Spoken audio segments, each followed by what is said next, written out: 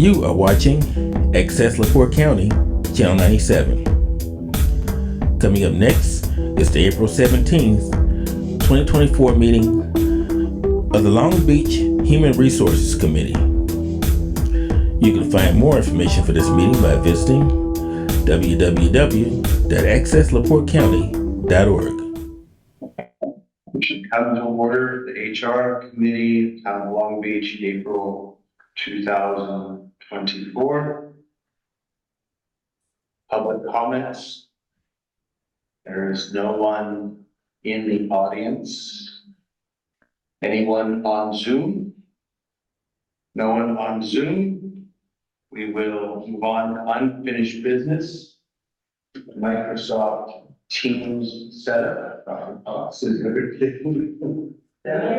We're set up. All right. So we are done with that piece. So that's great. And item number 2, unfinished business employee handbook section review. These 3 sections we're just holding over. So there's really no action item here. And then I thought we would talk about an item that was kind of brought up at our last meeting at the very end,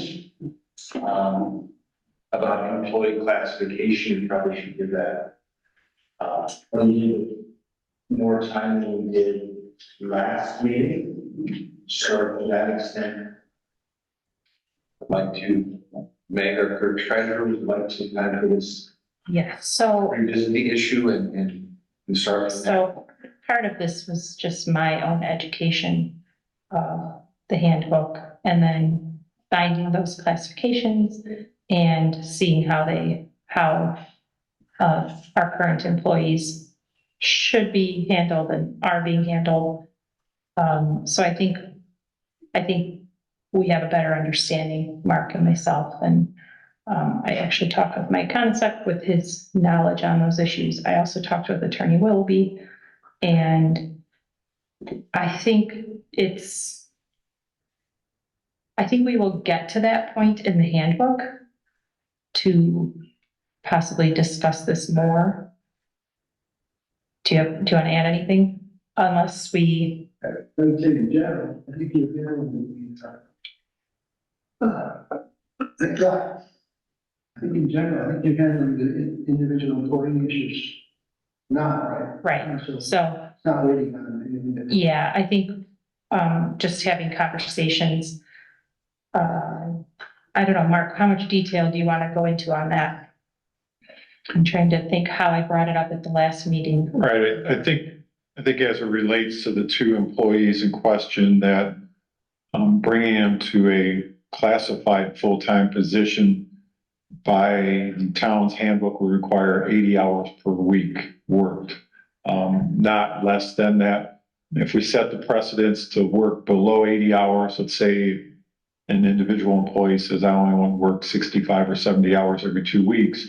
Once we set that precedence, then we could open it up to other full-time employees coming in and wanting to change, their hours worked in a calendar year. So I think that we need to maintain the 80-hour per pay period as a classification for full-time classification. And then the other general part-time employees, we just have to deal with that on a one-on-one basis as is outlined in the classification. And I think there was just, we needed some clarification on an employee that some people thought was full-time and some thought was part-time. Looking at the salary ordinance, we may need to, when we do the salary ordinance this year, this employee receives medical benefits. So I think there's an assumption that this employee was full-time. Really, the handbook states that you can have medical as a part-time employee as well. So, but the salary ordinance has this employee as full-time, which I think just needs to be changed Correct. in the current year. So, yeah, I think, yeah. So that will just be looked at when council and I don't know if budget works on the salary ordinance or not, but that will be looked at when we do that. And I think these job descriptions are good. So again, Mark and I will be discussing with the individual employees. So I think that's all we need to discuss on it today. What else came up of it? I think more of that will come up when we get to that section of the handbook Yeah, employee. as well. Yeah. Right. And I think, you know, in the past, the way things were handled versus how they should be, and I'm talking years ago, or just, so just trying to be consistent going forward and how we handle hours and documenting hours and timesheets for what employees are working within their classifications. So, And we talked, the other issue that came up was that employees that have pre-approval for working beyond the hours that they're scheduled. 100%. Yeah, so we talked a little bit about that. so I think it's just, understanding the processes and following them and being consistent. Yeah. And that's just what, we're gonna work towards. Yeah, and then re-education, yes, managers, yeah, and employees. Mhm. Yeah, I mean, there's a piece of the supervision piece here, to make sure that people know Mhm. the employee classification people that work for them. I think it's also important to keep up in an email. Is hours worked under part-time that makes someone eligible for retirement versus benefits? Is that these are separated different things that it's just good information to have, that if somebody's working 52 weeks and 20 hours, gives them 1,040 hours that would actually conclude into eligibility into retirement versus healthcare. It's a little convoluted, but it's important. Good, Mhm. okay. Shall we move on to continued review of the handbook? JD, I've got a question, so we've got this document, we're marking up and things, at some point, this will have to go to town council for any changes, would have to go from there, okay. Yes. And we should have it, the labor one to do a review of things we change, make sure that put things in there that are not legal. My question is, I always thought the impression that any changes we made, we should be able to go back and see that what was there and then what we changed, but I'm not confident that. In some cases, last meeting, Yeah. we made some changes that I had gone in there and made a change. Sometimes we overruled them and sometimes we didn't. Yeah. But if we come into markup view, I think that we can review all of them, all of the changes that have been made. Because I can see where we have made adjustments or modifications. Okay, so you think it's after you accept them, you think the notation that changes made is. Yeah, and I still have us in track changes Yeah, for everyone at the top and markup view yeah, and able to see changes. okay, so we're not gonna have to go back and figure out what we changed later. Okay, I hope not. To your other question or other statement, I think it's important for the committee to weigh in. An agreement that review of any of our changes and the handbook should move to a lawyer for review specializes in Indiana labor law. Is that?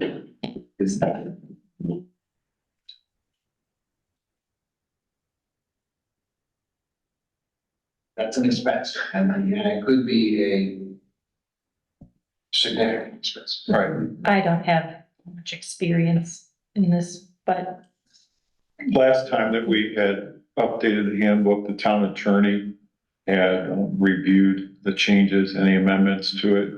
Whether the town attorney consulted with another member of their firm, I'm not certain. But maybe that'd be a conversation to have at our upcoming council meeting with the town attorney, or maybe email the town attorney in advance to get their opinion and they feel comfortable doing it, or if someone in their office can assist. Otherwise, I agree with JD.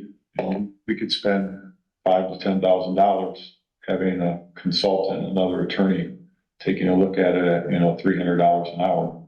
So, I mean, to that extent, I use Jackson Lewis in Indiana for this, in Indianapolis, a nationwide firm that only does labor law. Partners $4.95 an hour. Junior partners $3.25 an hour. It would be an expense that's budgeted that we would need to discuss. And I think it's for this group to discuss on whether we want to make the recommendation and inquire further whether we would like to have.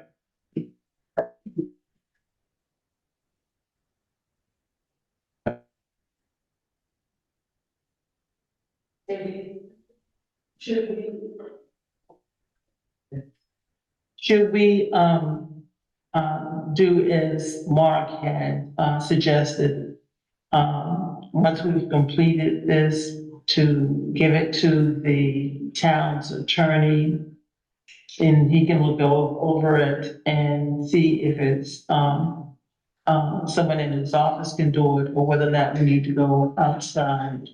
Yeah, I will inquire with the town attorney. Right. Expertise of, Right. employment law in Indiana. I could, Yeah, because the fine could, especially on yeah, because the fine could be vastly more expensive than, agreed, a violation of labor law can be extremely expensive. Right. I would take that as an action item to speak with our town attorney about expertise within his office of employment law. Okay. So Do we do the labor law thing before or after the town council? I'm just gonna do it at this point, I'm gonna shoot him an email. What was the vision? Would we have the town council review first or the attorney review first? For me, just thinking out loud is I would want to get an estimate of the cost from whatever attorney would be doing it, whether it's our town attorney. I was talking about the process issue, about who goes first. So on, and then take that to council and say, we are looking at incurring this expense for this, and get their feedback to some extent on whether they're comfortable moving forward without legal review, or whether they would like to have a lawyer do it and then move forward from there. It may be an expense that the council's not willing to incur. No, and therefore, just be our, it would just be our work. Any comments on? is there any other person, a paraprofessional who has expertise in this area can look at it, okay, this has been approved before. And so it's in compliance as it was. So could someone come in to look at what the review is? And a paraprofessional would be a little less expensive to at least its guidance. I would think the most inexpensive way to do it, and I don't know whether they're paralegal or actually a lawyer, is probably going back to the same firm that is most familiar with it to review our updates, as opposed to going to someone brand new. That's right. Going to Exactly. enjoy their fees. That would be my best guess. I don't know if they're specializing in this type of specific law. Mhm. Mhm. I will take the action to go with our damage. Good. Yeah, that's, yeah. So I think we were on, our review, which was actually in my handbook. As I bring it up on Teams, it's a little strange, but it's, for me, section, in the employment section, which is on page 9. I want to give everybody kind of a second to find the section and then Yeah, overtime. then employment. Okay. We want to take a second for everyone to review this.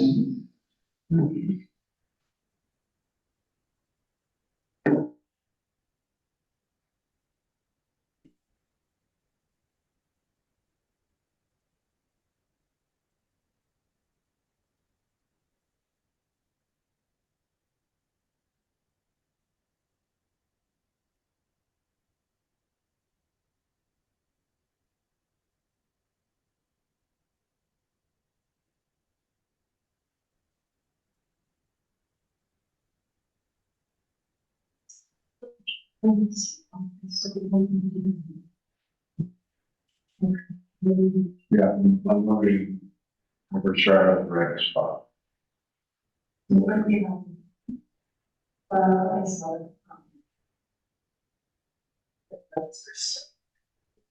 Now,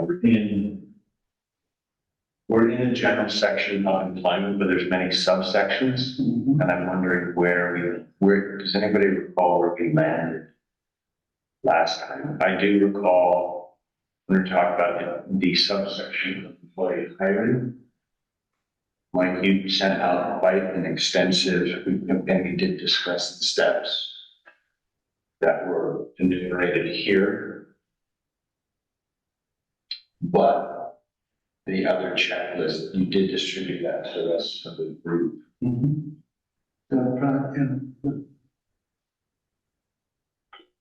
The recruitment process. To see where I'm at.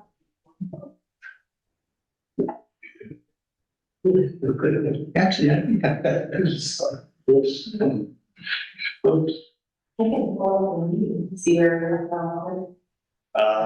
Well, I don't believe we discussed immigration law. No, I said, I think that's where we're. Okay. Page 10. Yeah, my apologies. This time we are going to take a note of where we've.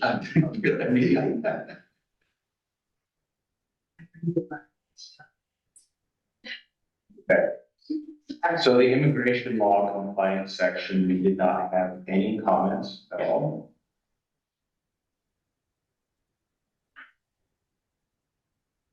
And then getting to the outside employment section, there was a few first sentence was actually just grammatic change that, and then there was some spelling stuff. I think the issues with the language changes, I think the comment piece of outside employment, whether outside employment requires consent, whether it's legal to, I think is, and again, this is qualified to full-time employees as defined by the classification of whether one, it's legal, or two, the practice. Chief, can you, I don't want to misspeak, but our current full-time employees of the town able to be employed outside? Yes, they are. And like, for instance, on the police department side, the policy states that the employment can be prohibited if it interferes with the individual employee's full-time position. So if it was constant tardiness or any other work-related issues or that, and you can relate it to part-time employment, then we did have a case here most recently where, we had to terminate the employee's opportunity to work outside of their full-time responsibilities. But otherwise, we do not limit it. They can work outside employment. That is both for the sworn police personnel and for any of our other town employees. If they get off at 4 o'clock and decide they want to go to Menards and work at Menards from 5 to 8, 3 days a week, because they're trying to pay down on their car payment or something, we really can't restrict them from doing that. As long as it does not affect their full-time employment. So I think a policy that the town could have is if it affects their full-time employment, then you take disciplinary matters, but otherwise you can't restrict them. And the disciplinary matters would be because they're performing, not because they're working someplace else. Correct. Which is implied throughout the entire handbook. Right. If someone's not performing. Yeah, under punctuality and other things, right? But in the police handbook, the first part that you stated is they have to disclose it. And done doesn't require consent. No, it doesn't, but our guys are good about letting me know if they're working a particular assignment somewhere, just out of courtesy, but otherwise they're not required. For instance, let's say a wedding comes up this Saturday, they're off for the weekend, they decide to work a wedding reception. They're pretty good about letting me know and we don't restrict it, they can work it. And we have officers that work in full-time in other departments that come and work with us part-time. Correct. So if I hear by saying we're discouraging people from working in any other firm, even the people coming to us are paying. Like our part-time deputies that work for us are either from Michigan City Police Department, LaPorte County Sheriff's Department, Westville Police Department, so. Yeah, I mean, to full-time, yeah, it should be question. All right, so I will delete these comments, but I think it's important, for discussion that this would be handled in case there was any performance issue. Well, doing the duty, but employment duties here, is that would be, this is how it would be addressed. Like, How do you, so what do we do with the language in the black type, town employees are discouraged from working for any firm or person?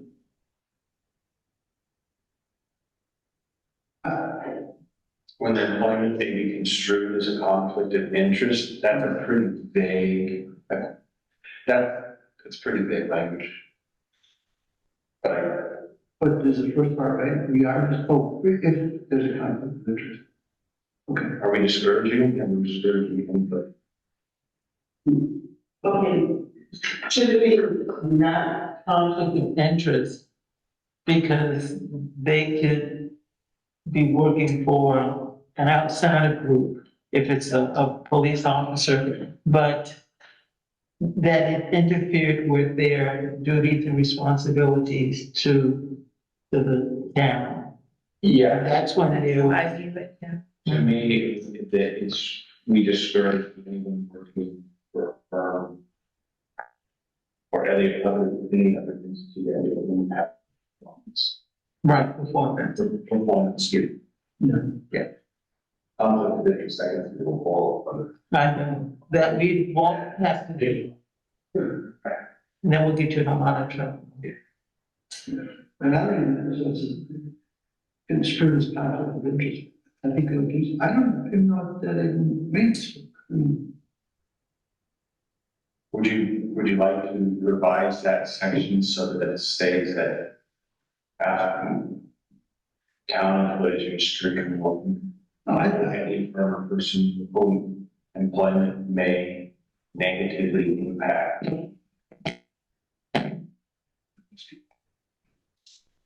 May work for any firm or person unless the employment is construed as a conflict of interest. Yeah, I can change. take up. Okay, Thank you. May. Or.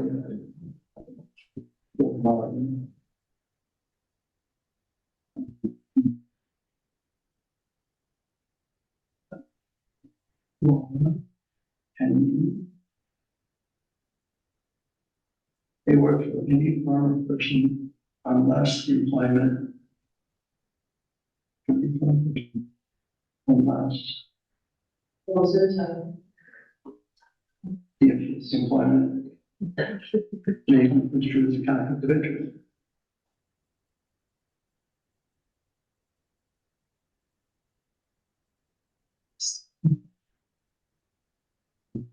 The employees outside employment because their job performance with the town of Long Beach to become unacceptable, the department had to take appropriate action to resolve.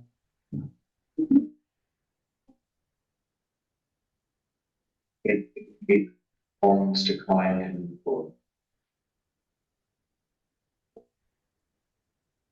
the department had may communicate the performance decline. I'm okay with that section. Yes. No,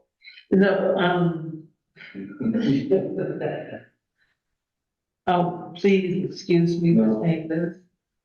But it's for me rather convoluted. Maybe I need to read the whole thing in its entirety because of the fact that, you know, we have here conflict of interest, and that poses prominent in the first couple of sentences. And usually people will take in that and then leave the rest. Maybe it should say, interfere with the performance of the employee. Or define what conflict of interest is. And the conflict of interest is in the performance. Yeah, for me, outside of employment and conflict of interest is kind of, I think we've got a section and subsections matching two things together. When I think it needs to just be referred to. Interests. Language. No employee at any time, what they do, whether they're outside of employment or not, should be doing. Yeah, now I like that, the best interest of the town. Is that this to me, perhaps is the conflict of interest piece is the part of this, how that bullshit section is just stated out. Namely, the ideology, say maybe as people perceive who the town is, and they just said, well, they didn't like me because I did not fit into the mold of those in the town. I wasn't liberal or conservative enough. I wasn't, you know, those other little things. And that particularly now in this day and age, you have to be very careful about conflict of interest.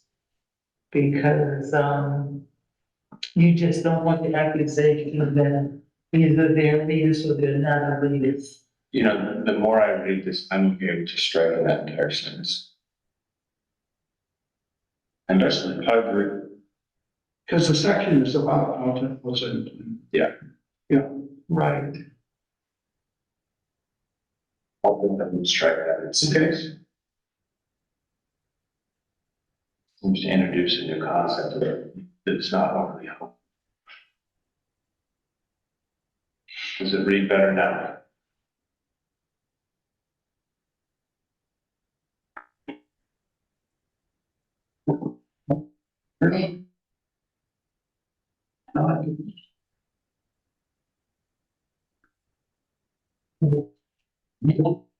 We want to accept all those changes. No, I mean, we're gonna leave, this is why we're gonna leave them, so that we're able to track our changes.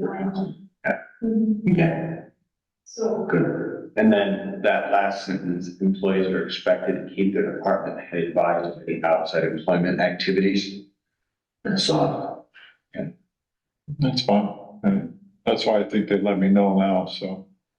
And it's not saying shall, so. On to employment status and records. Yeah. Employment classifications.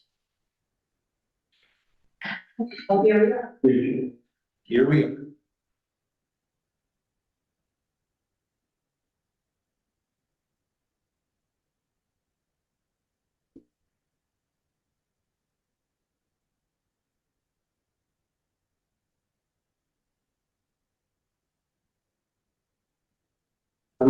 Just be written.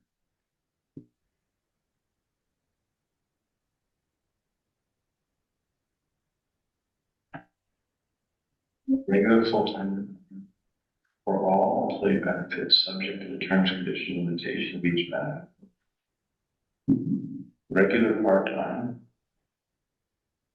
temporary or seasonal, less than 40 hours a week and are scheduled.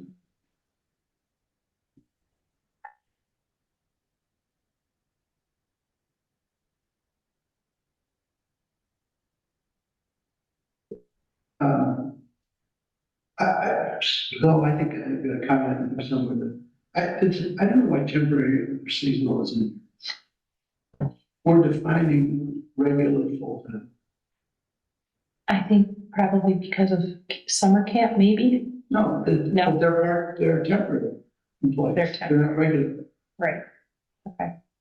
So this is just, I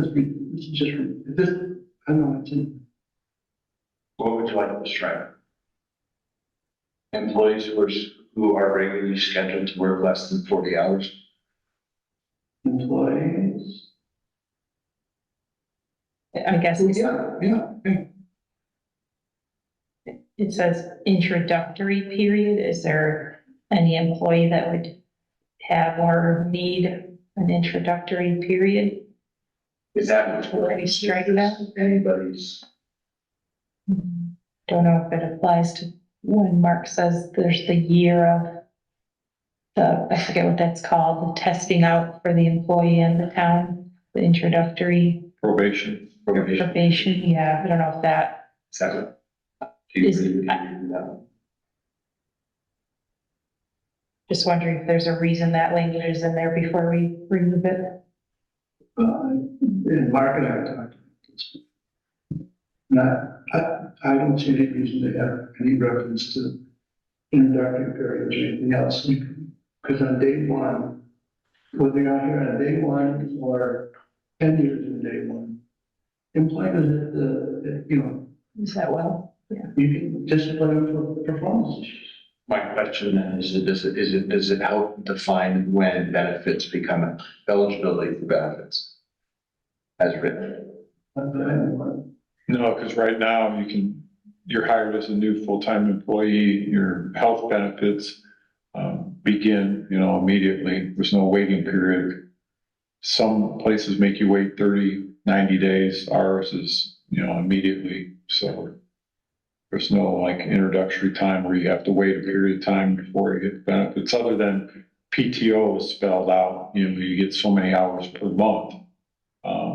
But your eligibility to start earning it is immediate. You just, as you earn it, it's very small numbers. Yeah, right after your hiring date. Then I don't necessarily know why introductory would be in there. And I- Yeah, I'm fine to strike those full names. I think it's a whole, I think in the past, employers used to threaten, you're gonna be here for a year, you should go out, you're not here, and they should go out, they can be on leave.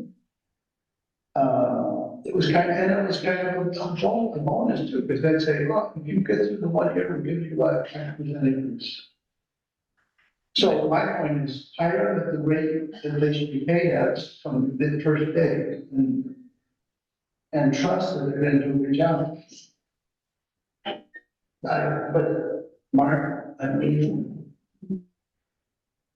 I think in the, getting back to the first paragraph, yeah, I would strike the right to terminate the employment at will relationship. I think that needs to be in there, so this way when people review it, they understand, you know, the at will termination.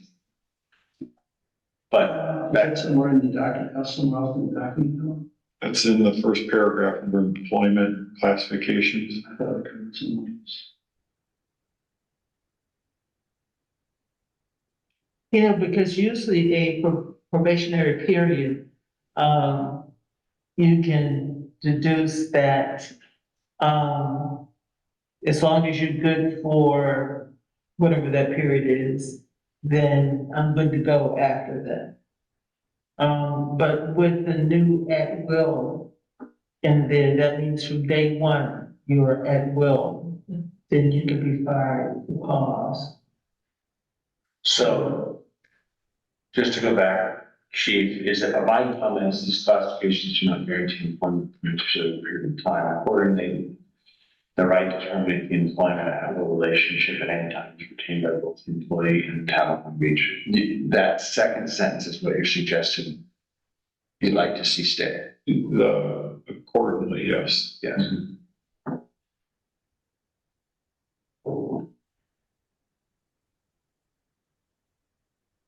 I mean, it's not the most elegant, neither the first sentence is elegant, but it can stay. I don't think it's an issue whether it's. Because on page, way up in the beginning, page, whatever it says. Well, you want to strike the, I mean, the seven. Yeah, this one. yeah, I just made a quick change there. It's just to be a little bit more concise, but okay. Then back to the regular part-time. Do we want to have it read employees who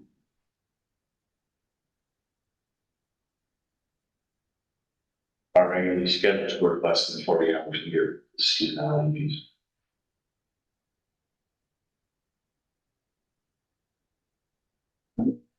Yeah, that's fine. I'm fine with that. Yeah, I'm having some cursor issues. I am, if anybody love to. I don't know if it's because we're all in there or something. I don't know.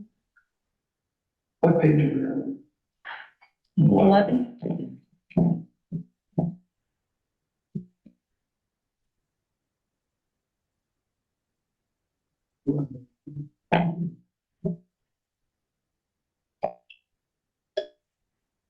Okay. Did you need some change there? Yeah. See, employees who. Okay, and what the cursor, and my mouth pad, does that read the way we want it to read? For part-time persons.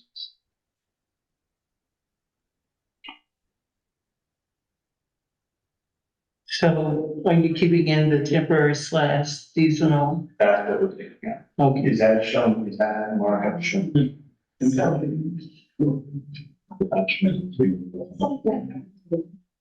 Yeah. Employees who are regularly scheduled to work less than 40 hours hour work week. And are scheduled to work on every. That's, well, so that, it's only the first part of it, right? The first sentence? Yeah. Yeah, that looks fine to me. What is this thing about here? Scheduled to work every day that the Long Beach Town Hall is open for business. That's kind of unique. I don't think we have any employee, well, the building inspector doesn't work every day, he's part-time. Yeah, But otherwise, the other two part-time positions are expected to be here 5 days a week. Is that accurate, Mark? I think so. but is it what we want? I mean, if you have an employee, you want to work Monday, Wednesday, and Friday, and you put their Well, 32 hours in over 3 days. Scheduled to I don't actually think that that is what we want because contractors come 5 days a week and, And I don't mean, okay. I don't mean, do we want that to work? Is it overly restricted? I guess, Yeah, the question is, this language in here says Mhm. that you're scheduled to work every day. That, The town. yeah. that's open, is that housing part. I think you just remove every and then add S to days. Just put to work on days that the Long Beach Hall is open for business and remove every. So this way, if we work out a schedule through Monday, Wednesday, Friday, that's fine. If it's Tuesdays, Thursdays, whatever it may be. What inspector goes and does the inspection on Saturday? Actually, that just came up before this meeting that he said, You may do it from time to time. correct. And I said, I'm not sure how that works, if it's up to him or not, or to Larry. It's up to the commissioner. Yeah, Commissioner Wall and I talked about that, and that he would maybe periodically do it once a month or once every other month, just to make sure that we don't have contractors flying in on weekends when they know that the inspector may not be working, so. Oh, I see what you mean. Okay. So now I just made the change, scheduled to work on days that the Long Beach Town Hall is open for business. Why don't we just, why don't we just take it? So For, these- what difference does it make when the town hall is open? Then It really doesn't. It's up to the supervisor or department head approving the hours worked for the employee. Yeah. It doesn't have nothing to do with the town hall's open or not, so. Because would you put someone who is a regular part-time to do weekend? Good. Yeah, then it should stop. Then regularly scheduled to work less than 40, work 40 hours, or work less than 40-hour work week period. yes, I meant that. Plain and simple. Mhm. Just a side note, on these two job descriptions, there's a section called work schedule. Building commission secretary works on an as-needed basis up to 20 hours per week, is in parentheses. Water department office manager hours are Monday through Friday from 8 AM to 2 PM. So that's what's in the descriptions. I don't know how that plays into this, but, and I'm assuming that, or in other descriptions, that's mentioned. So I don't know what we stick to. You know, I mean, job description, in my experience, job descriptions is the document, those are the. right, so then I don't, it may not need to be in here then. Yeah. Okay, Okay. Regular part-time, legally mandated benefits, that was my only thing, it's not a big deal, I can do that. Fine.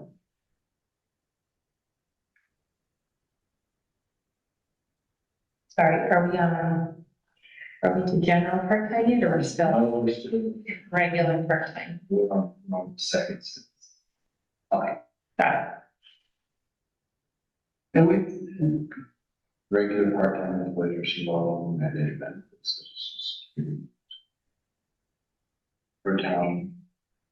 Warren Beach. Regular.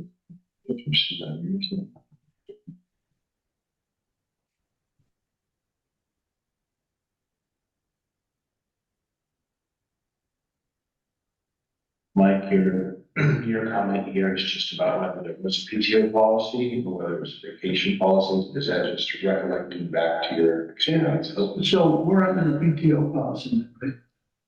Correct. Yeah, so I can withdraw it. And that was just a thought. I can, So that paragraph is okay. No, mine just where it's, my comment was similar to that resolution. Yeah. Something that, I'm going to check. just Yeah, that could be my job. referencing it, probably need to be able to have it handy. Sure, so. Okay, general HR, So yeah, I can pull out, should be able to. regular general part-time. Now to the general part-time section.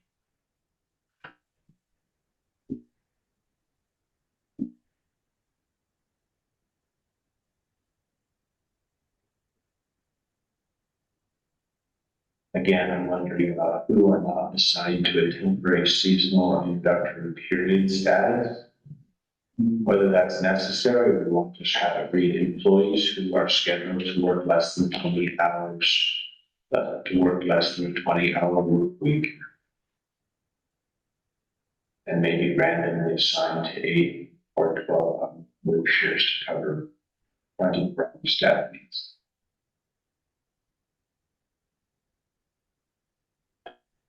So. So, but we did, we moved it. Yeah. Yeah, I think that's good. Mhm.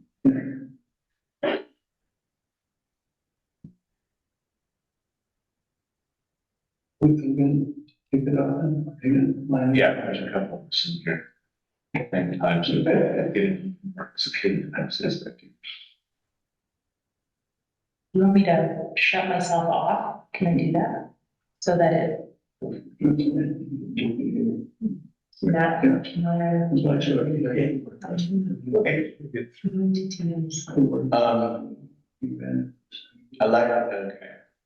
Elected and appointed town officials are also included in this employment classification. General part-time employees receive all legally mandated benefits such as social security and workers' comp. General part-time employees are ineligible for all of the benefits. The reason why I struck this here, or wanted to bring this to everyone's attention, is that when we say that elected and appointed town officials, is that in the salary ordinance, does this clause conflict? Is that the clerk treasurer is an offer? I believe it's considered full-time as well. Because it's elected, I think it's considered full-time. What was your question? The question is whether the elected and appointed town officials component needs to read town council as opposed to the clerk treasurer. Because this clearly says that general part-time employees are ineligible for all benefit programs, but when in fact, It's not true. that's not. For employees, that's not true either, is what we just found out, because later on in the handbook, under the medical, it says that full-time and part-time can receive a medical benefit. So that statement's really not true, right? Right. The general. Yes, that's right. So yes, I think changing that to town council, yes, I would call officials, elected officials are also included in this employee classification. Let me just Google, I'm pretty sure I read something that Yeah. because it's an elected position, although that doesn't make sense if clerk's full-time and council's part-time. It's safe to say that council's for sure part-time. But I don't know, clerk, Well, but I thought I the read, statute says that the town clerk is salary. And because it's elected. yeah, But does that make it full-time? I get all the full-time benefits. So I don't think that's accurate to say. Doesn't it say working? Oh, it doesn't. Well, that's been why. Oh, yeah, so you're trying to say elected and appointed town officials should just say elected town council members, Yeah. or you want to call them officials.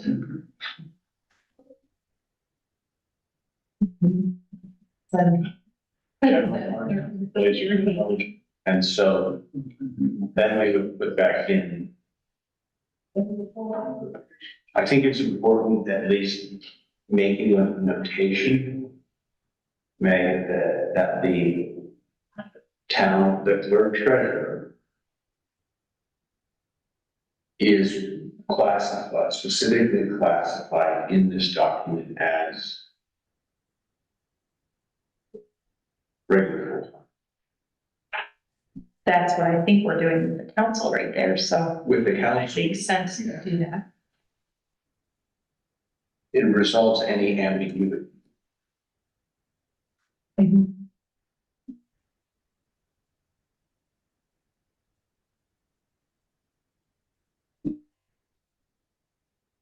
But it is confusing with the hours and the of that position, you know.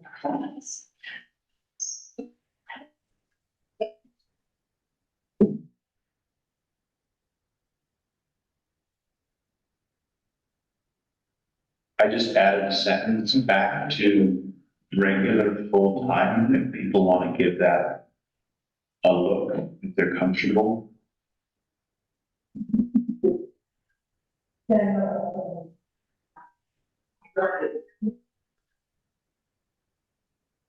That clearly has that this is a bank.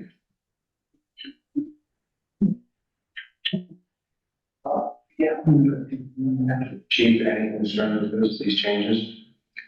No, I just seen where you added that at the very end of that regular full-time. I think it clears it up for any conversation that's part-time or full-time, because it has been treated as full-time. So I agree with it. Okay, and then back down to the last sentence of general part-time. General part-time employees are eligible for other benefit programs unless identified by a specific plan document. Do we want to strike that, or do we want to keep that in? I would say keep it there, because then it comes into, do I get PTO? Do I get other benefits like the general part-time?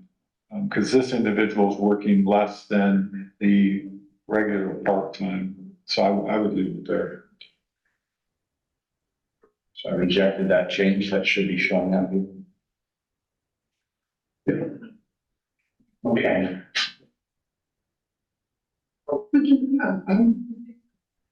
I'm interested between regular part-time and general part-time. Number of hours worked, less than 40 or less than 20.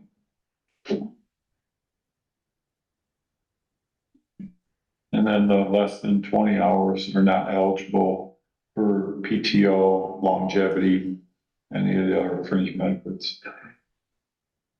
Okay, got it. Thank you. Mark, do we currently, I guess maybe some of the police officers, but do we even have any, just for my own knowledge? I think Carter probably works. The general part-time, I guess Our- Jim, just depends on. yeah, our weekend clerk, and then our part-time deputies that we hire. Those will be the only ones I could think of. Okay. And then I guess those are all temporary, never mind, seasonal. introductory period. Employees who.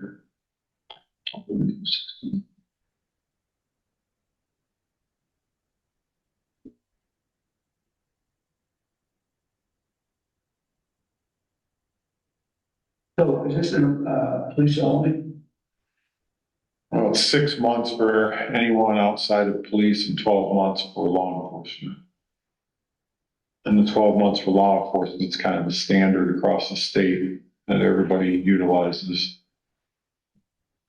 So why don't we, so one idea would be to take out, just use this for the police officers.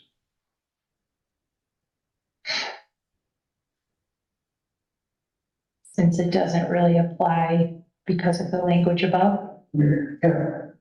So, about, about an at-will for any employee essentially. Yeah. Yeah.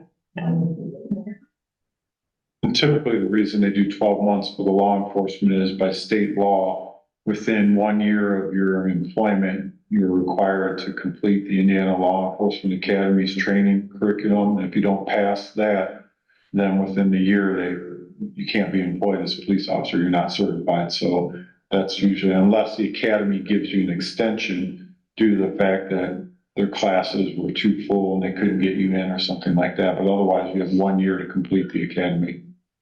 So. Mark, is that stated anywhere else in here about the, police requirements?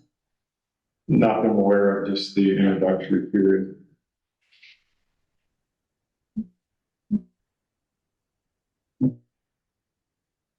So we want to do, okay, you made the change, Mike? So I just took that out, and we need to say non-police officers will not have an introductory. Or could you state, at least to explain it, that they are at will, they're hired at will, therefore this will not, are So the police officers. hired at will. Yes. Yeah. So is this purpose for a police officer reading this, or is it to protect the town if they let somebody go at a year because they didn't pass that test? Just for my own. Yeah. I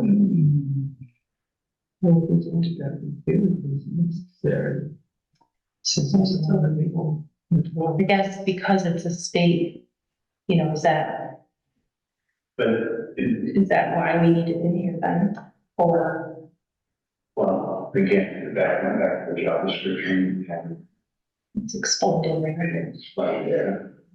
It would have, it has to really be somewhere. I mean, Mhm. but it. Right. I guess we need even more description about that somewhere. I don't know the answer to that either. You know, Whether it's, I don't know if it needs to be right here, but maybe we'll get to that. I don't know. yeah, I mean, this is an this is an affirmative statement of who does and who does not have an introductory period. Yeah. And what the point of the introductory period is. The only thing that I would suggest maybe some clarification on is the introductory period is provided to one who is satisfied with the position and for the department head. Should that really be the chief marshal? So what part was that again about the introductory part for the police? Since the introductory period is really only referring to the police. And then there's reference here to the department head.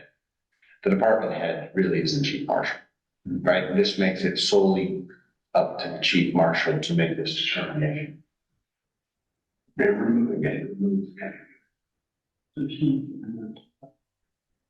And you can call you. I guess is that accurate when it's the state requirement that plays a role in it? I don't know.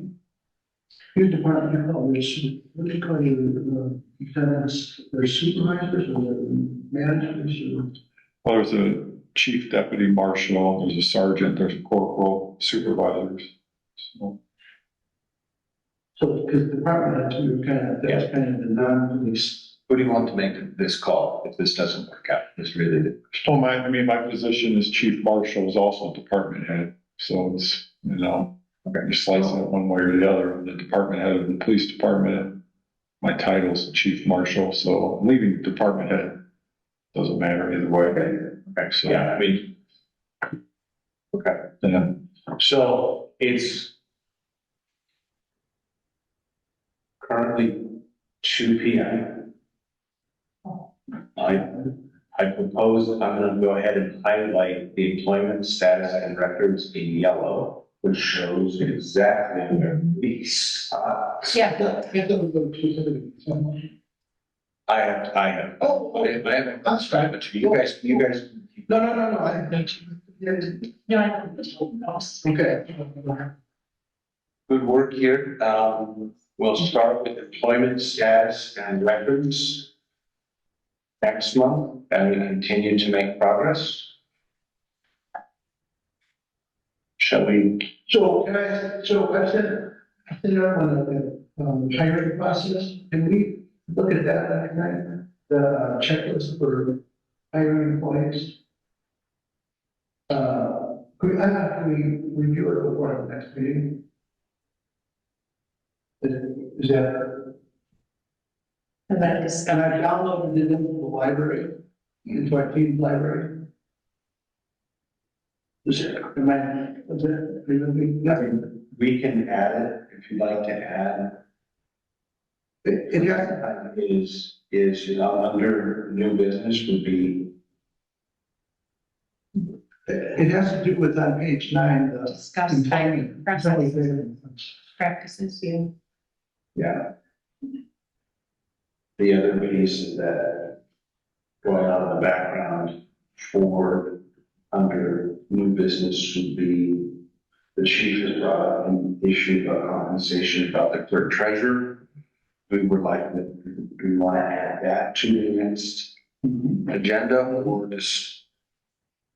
I would, yeah, because the town council is going to be looking for a recommendation probably prior to August when we start finalizing the 2025 budget. Yeah, that raises a good question. I'll add those as new business. And I will put those above the employee handbook section review so we actually get through them. One question I had for you all at this is the perceived role of this committee in the process of the clerk treasurer. Is it to make a recommendation or to assemble complete data that would then go to, this is also a financial decision that would have to go into a 2025 budget that would also probably need the budget committee to say, yes, we have a range of X, Y, and Z. These are the comps for the council to say, this is what this person should be paid. What is the process that's preferred or historical process done historically? Historically, we provided a salary range, for example, let's say $58,000 to $64,000. Give them the low end and the high end, send it to the council for consideration, and then the council would vote to set the salary for the 2025 budget.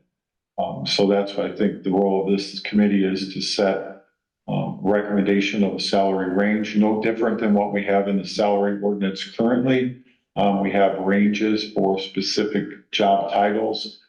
Say, for instance, a police secretary may be set at $17 to $21 per hour. And then we have to, by ordinance, stay within that also for the state board of accounts. So, Yeah, but on the other hand, we also say we think we should recommend 3% budget, right? Or a 2.5% budget. as far as cost of living increase you're talking about, or? Sending it, when you send it to the council, you give them some guidelines and we're recommending 3%. yeah. So I guess You're talking about all employees. Yeah, Yes, we do that every year. I mean, like last year, the recommendation was a 3% increase. So all employees were granted a 3% increase in wages this year. And then we'll want to make a recommendation to the town council for next year for 2025's budget as well. Typically, Carl Sender's office will advise us, if the tax levies are seeing, a slight increase in that, and we can afford a bump in, budget lines and that. So we rely heavily on their financial advice through the clerk treasurer's office as well. And then Meg, obviously being part of this committee, can keep us updated as she continues her monthly work with their office. But yes, we need to come up with a recommendation for all employees for next year. so I suggested we come up with a recommendation for the clerk treasurer position. Along with the range. And based on our data, what we recommend. And then they can do whatever, and then they can do whatever. And I obviously we have to meet without Meg, I think, to work through some of this. I mean, okay, yeah, I just wanted to clarify Yeah. exactly what we're doing and then our next steps. And our first step is to get good data. Yeah. And I know Krista sent some stuff. Okay. Sorry, real quick, Mike, you had emailed the what was it? The, Hiring processes, or is the, it? the change, So where is it at? Because I can't find it. okay. I You would, don't, you want, you got a department, Yeah, then we can, you want to. yeah, Sure. in it. Yep, shall we adjourn? Motion to adjourn. Second. Yeah. all in favor, aye. Aye.